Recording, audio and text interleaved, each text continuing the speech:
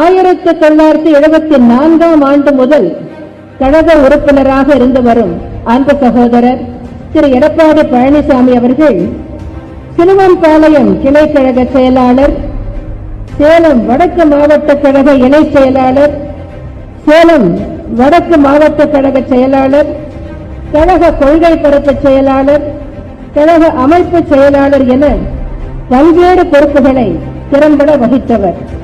தற்போது சேலம் புறநகர் மாவட்ட கழக செயலாளராக செவ்வனே பணியாற்றி வருகிறார்.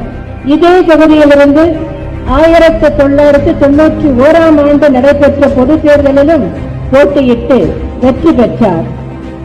சேலம் மாவட்ட திருக்கோயில்களின் வாரிய தலைவர், சேலம் மாவட்ட பால் உற்பத்தியாளர்கள் கூட்டுறவு ஒன்றியத்தின் தலைவர், தமிழ்நாடு சிமெண்ட் கார்ப்பரேஷன் தலைவர், திருச்செங்கோடு நாடாளுமன்ற உறுப்பினர் என பல்வேறு அரசு பதவிகளையும் வகித்து சிறப்புற பணியாற்றியவர் அன்பு சகோதரர் திரு பழனிசாமி அவர்கள்.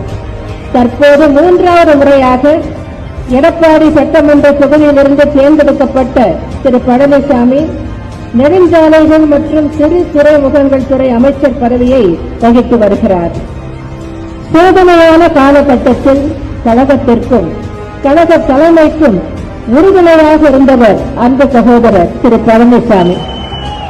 1996ஆம் ஆண்டு தேர்தலில் தோல்விக்கு பின்னர் கட்சியை உடைக்க ஒரு சில துரோகிகள் முயன்ற போது கழக தொண்டர்களின் வீடுகளுக்கு சென்று கட்சி கட்டுப்பாட்டை காப்பாற்ற வேண்டும் என்றும் கட்சி தலைமைக்கு உறுதுணையாக இருக்க வேண்டும் என்றும் வீடு வீடாக சென்று எடுத்து கூறியவர் அன்பு சகோதரர் திரு பழனிசாமி.